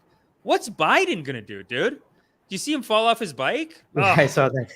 Let's pull that up. That's almost like mandatory karmas for every podcast. Biden fall off bike. It's such a good video too. And it's so stupid because, dude, you can't, it's like such a dumb thing. How do I just get the original? Oh, here it is. It's so silly. It's like America is so stuck in like the president being a meh that like this can ruin a presidency. Biden says he is doing okay after falling off his bike over the weekend. As the president and first lady were wrapping up a morning bike ride, the good service agents helped him up off the ground. The president said he was. That's not even the funny video. Good. And then he got his foot caught in the pedal strap. The funny video is the one from the front. Let's see this one. But first, Rita, dude, this Sky News Australia, Rita is always doing like these conservative rips, man. She hates Biden. She's always finding like man, I honestly, sometimes I feel like as a brown guy, I got to go to a conservative outlet. Free world, you can really rise up over there. In how to deliver a poignant message sensitively. Take it away, Joe. And by the way, my sympathies to the family of your CFO, who dropped dead very unexpectedly. My best to their family. It's tough stuff. Condolences to the man's family and friends. But President Biden isn't just a man of words. He's a man of deeds. Watch him ride his bike like the virile octogenarian he is. Jesus. Virile. I love the sarcasm. Yeah, actually, who does a really good job with like sarcastic news? Is that comedian JP. Who's JP? Like his stuff. JP. Awaken with JP. Oh, I find it's It's- too much. I find it's like so overacted. I think it's meant to be that way. It's meant Yeah, to it be is, yeah. like Good evening, sheep. Our top sarcastic. stories tonight. Biden falls off his bike, which is not hilarious. Transgender athletes are now banned from. Yeah, he's doing like ironic opposite news. It's so weird that Yeah. this guy became like some kind of a right wing. Urain says Rita be ripping. It's true, man. Rita rips. Rita's always got the rips. See, but Rita's a real news person. This guy's doing comedy, so that is a difference. Yeah. But it's just so weird how this guy, like, is it me or did he take like a hard right wing turn? Not that I don't even care that much about the politics, but it does seem like now he's like hell bent on being like owning the libs versus before he was just doing spirituals jokes. You know what I mean? Yeah, definitely. There's been a change because I watched this. The first video I watched of him was just on Tony Robbins. Like he went to his events. It was kind of fun. It's kind of sarcastic, but he wasn't talking about like politics or anything like that. At least at those times. Yeah. It used to be like the one-liners. Yeah. Yeah, more Ultra quick. joking, making fun. Yeah. Get rich immediately. No, these are great too. These are classic. But no, I mean, honestly, right now the left is in shambles. Really just shambles, dude. I saw 2 articles this week actually about how left-wing news organizations are like falling apart because they're just doing too much infighting. It's so weird. It's like infighting. Like did you hear the story about like last week? Some guy from the Washington Post, he retweeted a joke. It was like something like all women are bi. It's just a matter of whether they're bipolar or bisexual. Like it's something like that, right? And then some guy retweeted a joke from Washington Post, which is whatever. I guess it's kind of sexist, whatever. I don't know. Then another girl from Washington Post. I mean, I guess it's sexist, but like, so who cares? You know, like, just it's fine. Then you can do a diss on men, like way worse than that. No one cares. Like, it's not we don't have to ruin the day over it. Anyway, someone that he works with retweeted it and said, "I'm glad I work with these idiots over here." Or like not so idiots, but like I'm glad I work with at a place where people can make jokes like this. Then it's like the owners of Washington Post, like the basically everyone in church sends an internal memo saying, "Hey everyone, let's not fight each other on Twitter in public." She takes that screenshot, puts that on Twitter, and then a bunch of people are tweeting like, "You know what? I just want to say that I really enjoy working at the Washington Post because it's a great environment. People are very understanding, whatever." She takes all those, retweets that. Look, everyone, these guys are against me, and they should be like. She's basically being a psycho and trying to get everyone fired. But it is very common. It seems like the left right now, the left, quote unquote, is all concerned with like social justice shit, which honestly doesn't change people's lives that much. Like it does, but the real work is in like labor, housing, you know, like things that can actually like financially help people. What's that?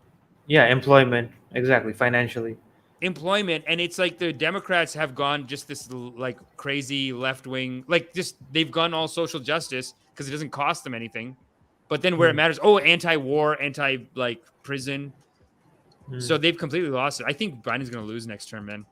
I don't know. I think the liberals, they're just fully defeated right now in America. Like they're just a bunch of, they're fucking losers right now in America. Like on every front. I didn't think it would come to this, but on every front, like I can't think of what their comeback, and I can't for the first time in my life, I don't know what their comeback is. I don't know who their next guy is. Like 2024, this is Biden. He's falling off the bike. He's fucking done, dude.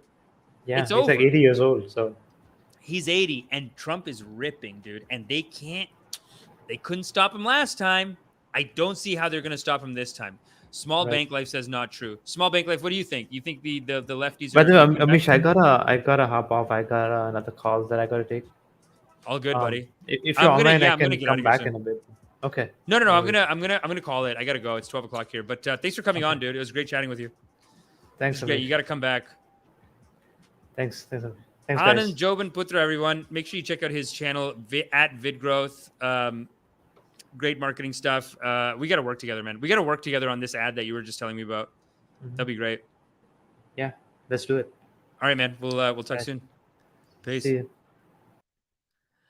Anand, people. Anand was here, and I'm going to play this Flight to Tunisia song again.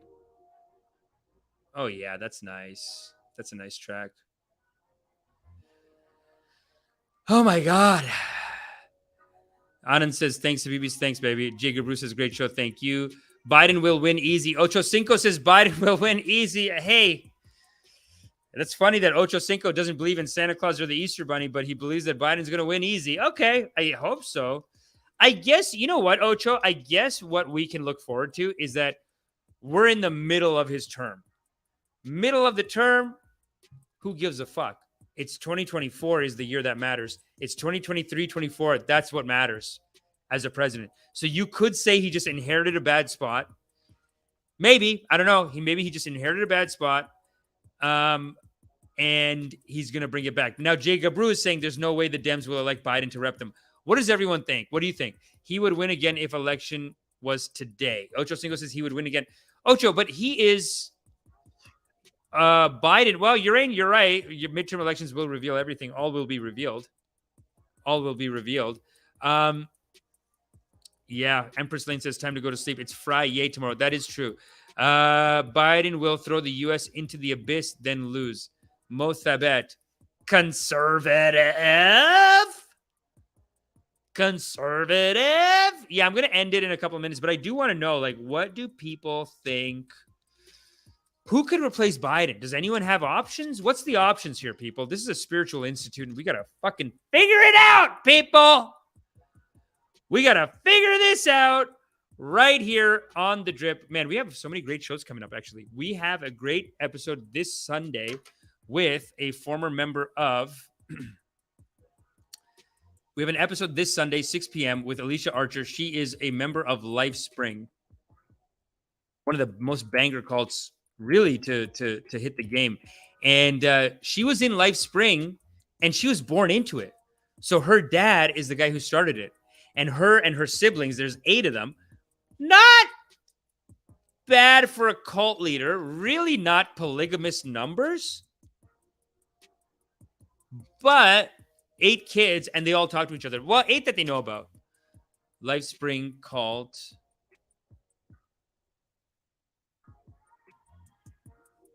It's crazy. I'm going to show you a quick thing, and then I'm going to show you, hold on a second. Lifespring cult. This is the cult that she was in. This is going to be a nice, refreshing change because we've been studying these Indian cult leaders right now. So this is nice to come back to America. This is wild. This is Ginny Thomas speaks out about Lifespring 1986 ex-member focus on forum in Kansas City. So Ginny Thomas, if you don't know, she is Supreme Court Justice Clarence Thomas's wife, but she was in Lifespring for a couple of years. Ex-cult member explains how he escaped the Moonies. We got to get Steve Hassan on the show, right? We got to get Steve Hassan on the show. Yeah, here it is. Wife of Supreme Court Justice was in a cult. Yeah, she was in Lifespring. Lifespring is a big number cult. Big numbers. Big numbers, and they did a lot of big stuff. Let's see this real quick. Just launched a new magazine. Average, normal, everyday people. But we wanted more. They both say the trainings, as they call this movement, have helped their professional lives. Art is president of a multi-million-dollar ski wear business. He says he applied the Lifespring training to his business, and it prospered. He even ended up sending over half his employees to the trainings. Wow. And Oriana has just launched a new magazine designed to... I got to start my corporate... I got to start my corporate program. Appeal to the thousands of people who graduated from... Because I have a corporate meditation wellness program that I think we can charge some big money on that. Big money in meditation. Groups like Lifespring. Big money in God. It's appropriately called Northwest Success. The magazine is... So Lifespring sounds to me like a classic success cult. Anand, our guest today, he was on one of these too when we met him. He was the one when he said he was paying $1,500 US a month to be in this ridiculous ass cult.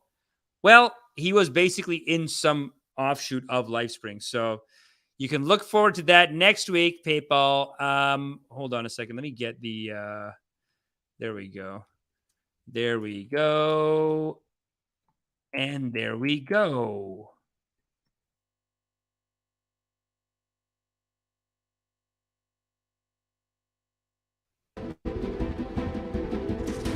Yeah. A place where everyone is happy. And they live like a family.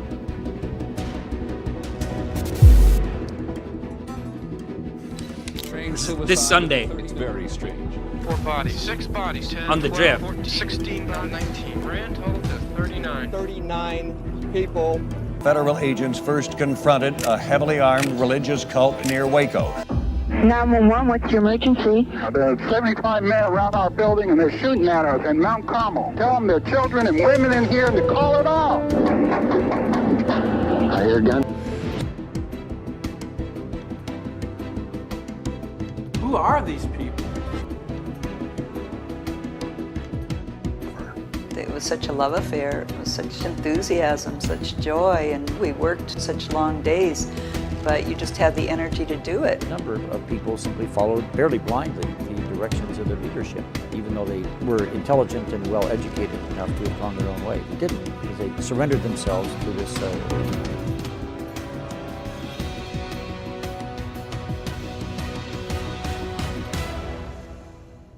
This is where we expose the cults and the sinners who lead them. Make sure you subscribe to the channel right here, Cult Rehab, every week on the Drip, live stream on YouTube. Join into the comment section. Join the congregation. Listen to real brainwashing stories, sex scandals, cult rituals, unholy practices, all performed by these sinners heading up the cult. Listen to cult survivors getting interviewed and cult leaders getting roasted. Is someone trying to recruit you? Well, screw them and their cult. Join the anti-cult cult right here on Cult Rehab. Too many cults? Maybe I said cult too many times. I don't know. Sign it up. Come on in. We'll talk about it. We'll talk about it for the community, for the culture, figure out what's going on, do the forgiveness. God is great. So make sure you watch Cult Rehab. It's not a cult, it's an anti-cult cult. And there you have it, people. That's another episode in the books on the YouTube. Locked and loaded in. Hope we learned something today, and I hope that we will be back. Oh yeah, hope that everyone's back on Sunday. Sunday we got Cult Rehab. Very powerful episode. Let me know if anyone wants to volunteer for Cult Rehab. We need someone to just post in like community groups. If y'all are down to do that, that would be great. But yeah, like I said, great episode this Sunday, 6 p.m. Eastern time. Looking forward to it. It's gonna be very exciting. Hope to see you there. We're doing it it's great karmas for the culture, people. It's great karmas for the culture, people. I don't know. Oh, the approval rating of Joe Biden is not high. Yeah, we got to talk more Joe Biden. Yeah, I don't know what we're going to do. The liberals are in turmoil, people. The liberals are in turmoil. They're supposed to be the loving kindness party. It's a real issue. It's a real issue in the community, but we'll hopefully get into it more soon on the channel. Thanks for watching. Look out, we got some banger videos coming out. A lot of events coming up too, especially if you're in Toronto. Empress Lane says, let's wrap it. And that's what we're going to do. Have a good night, everybody.